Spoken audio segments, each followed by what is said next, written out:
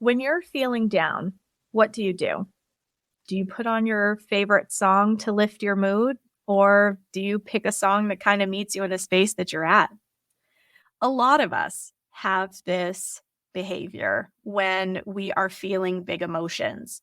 Music speaks to the soul in a way that language never could. There's a reason for that. And there's a lot of soul healing in that. Join me this week as we take a look at sound healing and why this is such a beautiful, potent modality for self-care and self-discovery. Hi, I'm Adrienne Irizarry. I'm an Eastern medicine practitioner who is passionate about women's health and helping women live their best lives. My goal is to put you in the driver's seat of your menstrual health, offering period solutions for a symptom-free life. Statements made in this program are for educational purposes only and not intended as a substitution for medical consultation or advice. We do not claim to diagnose, treat, or cure any diseases. This podcast is inclusive and welcomes all gender identities. The focus of the program is on biological function, and we will use the term women throughout, but it is referencing physiological and social challenges for biology, not identity. Come as you are, I am happy you're here and welcome all performances of identity.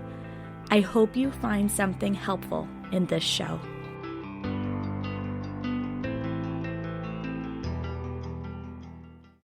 Welcome back to another episode of the Reproductive Rebel podcast. I am all about sharing things that are going to help you live your healthiest and best life. And one area that I haven't touched on nearly enough, but is really close to my heart, is sound healing. So you've probably noticed, or at least if you are plugged into the health and wellness space, that there has been a growing trend of sound healers, which is really exciting. Sound has been used since the beginning of time for all kinds of things. In the shamanic world, it invites spirits in the directions into ceremony.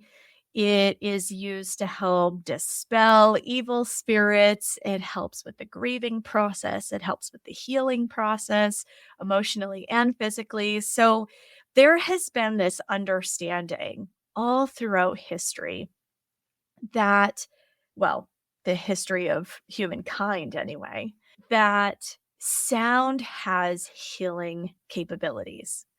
So this is one of those areas where I'm really glad that the modern world is starting to get back in touch with this. It's kind of like seeing the revival of pelvic steaming, while seeing the importance of music and sound being used in a therapeutic application is just one of those things where we have understood these things since the beginning of time. And then with the rise of traditional medicine, we have fallen out of touch with things that were always universally understood, again, since the beginning of time. And we're coming back in touch with those things because we're realizing that while we couldn't quantify it at the time, now there's actually scientific evidence of how different frequencies affect our bodies and how that translates into healing for the whole system, which is really beautiful.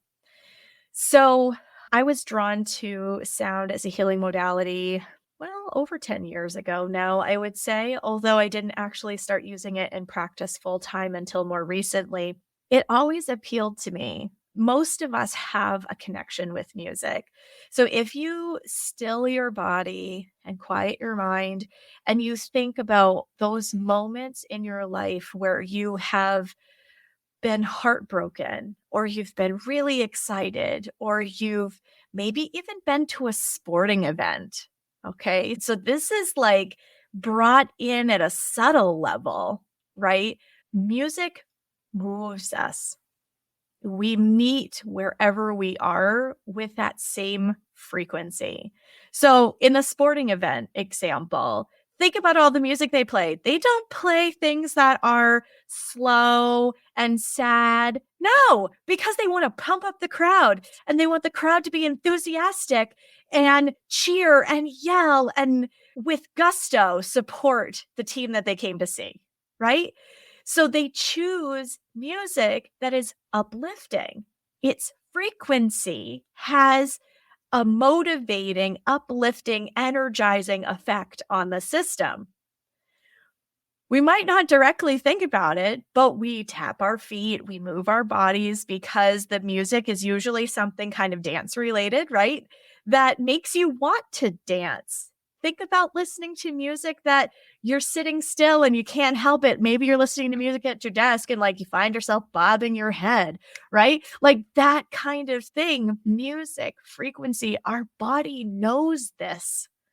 No matter what we speak for a language, music is a universal language, understood all over the world. You can travel to a foreign country where you do not understand the words that are being spoken around you, but you listen to the music being played on the radio and you feel it. You just know. And then maybe you look up a translation of those lyrics later and go, wow, that is as sad as it felt like it was. I don't know if you've done that. I've totally done that. Maybe it's the musician in me, but music makes us feel things. It meets our resonant frequency wherever we're at.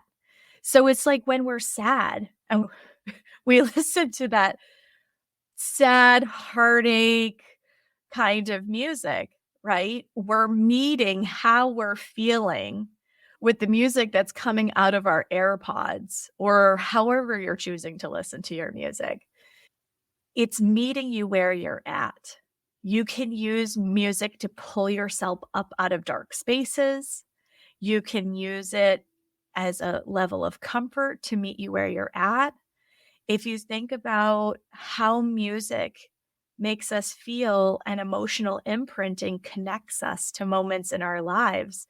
I don't know about you, but I have moments that if I listen to certain songs, they bring back those moments like they're happening in real time in terms of how I feel. One example, when I ran my first half marathon, one of the songs that was being played was Let's Get Loud. It was being played while we were all standing there in our waves, waiting to start the run. It was just before the gun went off, right? So, like, you have that anticipation. The music is uplifting and motivating. So Jennifer Lopez's Let's Get Loud, what was playing in that moment every single time. It's been 9 years since I ran that race. And every single time I hear that song, I can picture myself, what I was wearing, the temperature that it was outside while I was standing waiting in line, how it felt being in such a really big crowd of people with this big balloon arch and we were just waiting to go. Like I can bring all of that back in Technicolor in my mind. Music and frequency has a way of doing that. Okay. So I spend so much time describing this because this is why sound healing is so powerful for people. And I've seen it done a bunch of different ways. Like a lot of times when people think sound healing, they think gongs, crystal bowls, right? That's where most people's brains go. Not everybody, but when I explain to people that sound healing is one of the modalities that I offer in my practice, most people go, oh, crystal bowls. Like those are the words that come out of their mouth. And either they love them or they hate them. And they're totally turned off by the idea of a sound bath. Because I find that crystal bowls, they're very potent. And sometimes the wobble in the field makes people feel weird. Sometimes people love them and they can't get enough of that wobble in the field. So it really depends on the story that you walk into the experience with. So I brought sound healing into my practice 4 years ago. And as somebody who spent her childhood as a musician, and I spent 20 years, almost 20 years, I would say, as a professional musician. It just resonated with me, not to be punny. I loved the idea of acupuncture, but when I really sat with it, I realized that the idea of sticking needles made me uncomfortable. So putting needles in other people made me feel uncomfortable. Not to mention, I had been through enough of the traditional medical model that anything invasive was just a total turnoff to me. So the idea of acupuncture, like I receive acupuncture and I love acupuncture. I think the sun rises and sets around my acupuncturist, but there are a lot of people because of trauma coming through the Western medical model for whatever reason are very turned off by the idea of being stuck with needles, or they've tried acupuncture and they can't get past that anxiety around the fact they are going to have needles put in their body. So they're just not getting the full benefit of the treatment. This is where I really feel like sound healing shines and why I chose to become an acutonics practitioner, because it's all of the wisdom of East Asian medicine and traditional Chinese medicine that you find in an acupuncture setting, but it's applied on the body, not into the body, or around the body. So when people are very adverse to being touched for whatever reason, I can work in the field around the body. I can apply forks directly to the body. Not all sound healing modalities are like that. Some are very gong and bowl focused. There are some that work in terms of biofield tuning, meaning that they are forks that you use in the field around the body. So really close, but not actually touching the skin. And acutonics is actually applied to the body, which is a really cool sensation. You end up with vibration being applied directly to acupuncture points and moving energy along meridians. So there's a very visceral experience with sound. And then they took it a step further and they created a hand chime system that is all the same frequencies that you find in the forks that are applied to the body, but then you can go and you can fill spaces with sound. And that is really the core of what I offer for sound bath experiences as well. Do I use gongs? Yes. Do I use bowls? Yes. But I tend to use the 7 metal Tibetan bowls because all of the alloys that are in those bowls have therapeutic healing properties.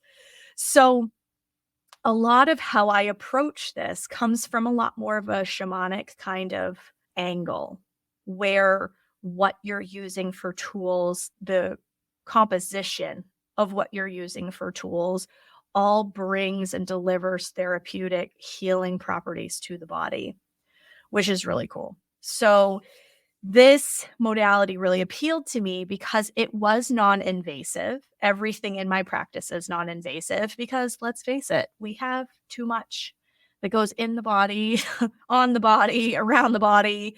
When we tend to go in for traditional diagnostics, sometimes just even your run-of-the-mill annual appointment can feel very invasive at a variety of levels, emotionally and physically. So, keeping with the fact that I specialize in non-invasive techniques, pelvic steaming is non-invasive, acutonics is non-invasive. Like the whole idea is to help you feel comfortable and safe in your body, because that safety, that coming out of the sympathetic into the parasympathetic, is where the healing can happen, because you're not being held in this place where you're like, oh, I feel like I have to fight everything that's coming at me. And you can go, oh, it's safe. This is great. So I start my treatments moving people out of that fight or flight down into that rest and digest so that the system can receive what it is that I'm putting in there. The beauty of the acutonic system, and maybe I should do an entire episode just about acutonics, because the founders are incredible people. It was founded by a dean of an acupuncture school. There's so much research and thought and intentionality in this particular system that is really beautiful. And one of the reasons why it really spoke to me as a modality that I wanted to be in practice doing. But just kind of looking at sound healing collectively, even Western medicine is starting to kind of recognize at some level that vibration and frequency does have therapeutic benefit for the body.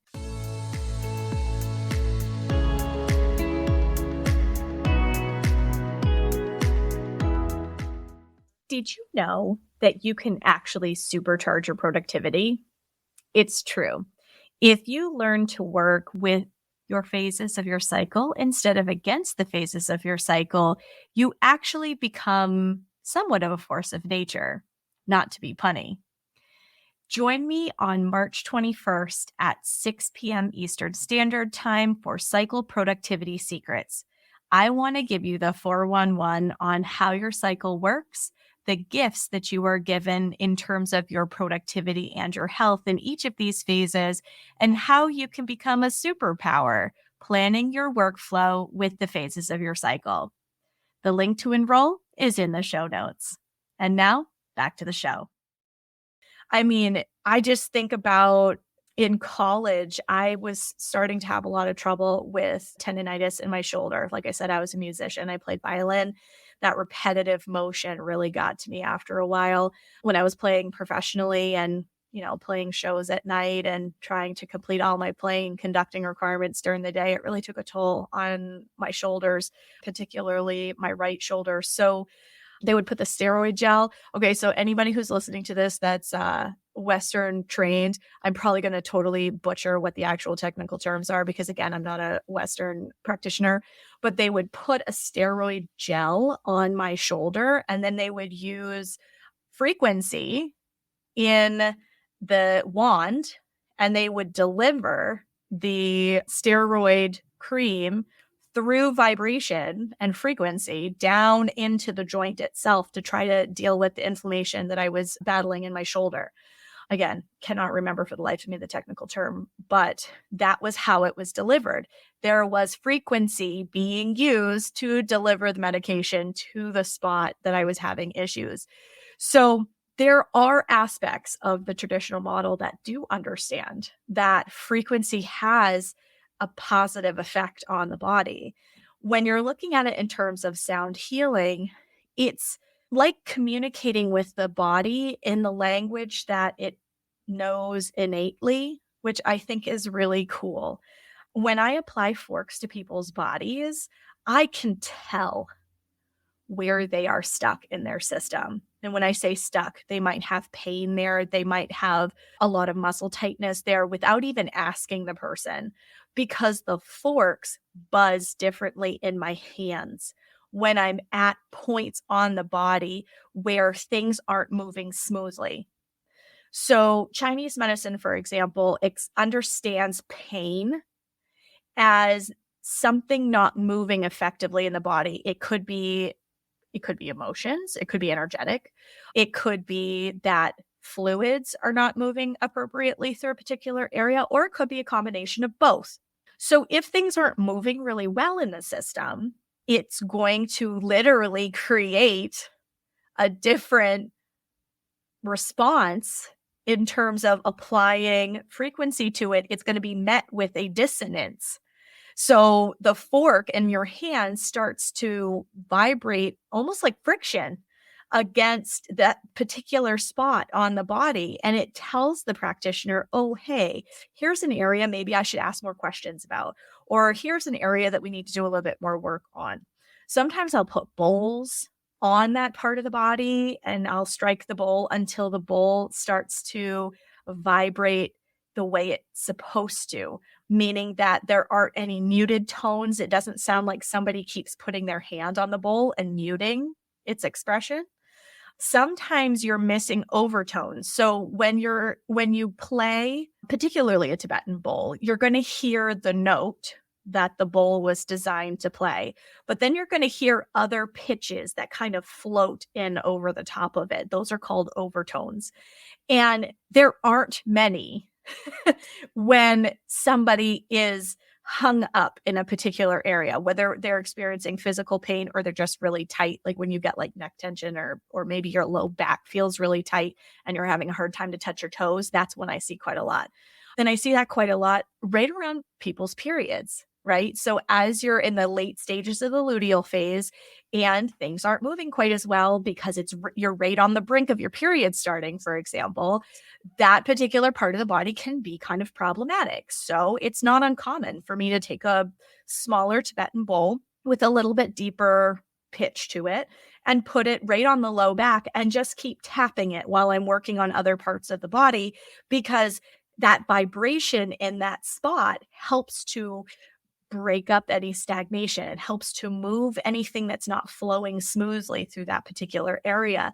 And it gives people relief from the discomfort that they're experiencing in that particular area. There are certain points in the acupuncture system that deal with either things that are emotionally not moving well or things that are physically not moving well in the body. And using forks on those points and helping to get things to move, you're using vibration to break apart what's stuck and help it to move effectively through the system. I love the fact that energy goes where intention goes and energy flows where intention goes. And I think it's one of the most beautiful parts about sound healing is frequency travels and sound travels. So this is just like when you are standing near a lake and somebody says, "Hey, keep your voice down. Your voice carries, it's going to scare all the fish." All right. I don't know if anybody else has experienced that. I used to go fishing with my grandparents, and my grandmother used to say that all the time. She's like, "You're going to scare all the fish away. Keep your voice down." But it's because over water, your voice travels that much easier and that much further because water helps to carry sound. Our bodies are such a large percentage of water.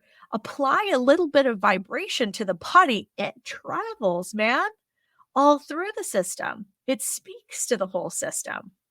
I love using the 8 extraordinary vessels when I'm working with people because I'm applying forks to 2 points on the body, but then the vibration, the frequency, that sound is carried along the whole system, working through anywhere where it might get stuck. And people sit up off the table and their faces look totally different. I have people, and again, I love acupuncture. I am a devout acupuncture every month, couple times a month. I go frequently, okay? But I have had people who have come from acupuncture over to a sound healing modality because they're getting similar benefits, but it just feels so different in their system than acupuncture does. It's not that one is superior to the other. It's that the physical, visceral experience with it is very different. I think about sitting on top of a speaker in college while somebody was playing music that, we were trying to motivate ourselves through a study session, right? And that vibration coming up through the speaker changes how you feel in your body. Go to a concert. Think about how the vibration of the concert makes your body feel different. So sound healing is so potent. It's so natural. Our bodies have always communicated this way. And we're using a modality that speaks to the way that our bodies communicate without language. So if you haven't had the opportunity to try sound healing, I would highly recommend it, because sound healing has the ability to get into spaces that other therapies can't, or at least that's been my experience as a practitioner. I have seen people find their voice. I have seen marriages repaired. I have seen marriages that should have dissolved years prior dissolve. I have seen people change jobs and move into what their soul's true calling is. A job that doesn't feel like a job. It's now a passion and a calling. and it lights them up inside in a way that they never could have imagined. So sound healing helps us to heal on so many levels. It helps us to grieve. It helps us to celebrate. It helps us to come into right relationship with ourselves on all of the levels, physical, emotional, and spiritual. And the beautiful part about sound healing is wherever you are in your journey, maybe you're coming in because you're having period pain. Great. We'll get to the root cause of why you're having that period pain, physical, emotional, or spiritual. It doesn't matter. Sound gets into those spaces and provides this transformative healing experience at a level that people just don't even realize until they start to engage with it. It's one of the reasons why it's one of my most favorite appointments to do during the day, because people lay down looking one way. They sit up looking and feeling completely different. And it changes how they go about their day. You know, for people who are very much in that spiritual manifestation side of things, it literally helps you to call in the frequencies of what you want, because now you're meeting your vibration with the vibration of this thing that you're trying to call into your life. I mean, magical it sounds like such a lame term for how transformative and how powerful this is. So whether you are near me in Seacoast, New Hampshire, or if you are near some place where you can find somebody who is really gifted in sound healing, I would highly recommend you reach out to them, because if you are experiencing cycle-related challenges, or you're in that perimenopausal phase of your life where you feel kind of like your symptoms are spiraling out of control and you're like, I don't know, I woke up today feeling completely different than I did yesterday, and I don't know how I'm going to feel tomorrow, and I don't like how any of this is making me feel. You know, all of those difficulties that we experience on a day-to-day basis can be met in a sound healing space. People know, they just know that sound feels good in their body, whether it's in a sound bath experience, if you kind of want to put your toe in the water and test it out ahead of time, or if you want to go right into an individual practitioner session, whatever it is that you choose to do, there is medicine for you in a sound healing space. And I'm so excited to have you comment in the Reproductive Listeners podcast group on Facebook, hear how your sound healing experience is going. If you would like to work with me, my contact information is in the show notes. Or, you know, if you're interested in something like Acutonics, you can always go to acutonics.com. They have a list of practitioners, and you can find a practitioner local to your area, although many practitioners also do virtual sessions. I do. And there are quite a few that do as well. So while it may not be forks on the body and we're working with it in the field, you can absolutely get therapeutic benefit from sound healing. So enjoy the journey. The next time you turn on your favorite song and you think about how it makes you feel, realize that there is healing in listening to music that feels good in your body. And maybe you pull in a sound healing modality as part of your regular self-care routine. I offer self-care classes on a regular basis. So definitely check my course offerings, because I offer self-care at least once a quarter, so that you can take some of these forks home and apply them to your own body and your own family. So there's lots of opportunities to be able to harness and utilize and get the benefits of sound healing, even if it's right in your own home. Thank you for joining me for another episode of Reproductive Rebel. Reproductive Rebel is recorded by certified peri-steam hydrotherapist and Acutonics practitioner, herbalist, and Chinese nutritional therapist Adrienne Irizarry of Moon Essence LLC. If you are interested in setting up an appointment for one-on-one support, ordering from our store, or checking out our course offerings, visit our website at moonessence.life. Be sure to subscribe to our newsletter and get insider information on upcoming events and offerings. Join the conversation. Like and follow us at MoonEssenceMe on Instagram, Facebook, or LinkedIn. Your voices make this program possible. Thank you all for your continued support.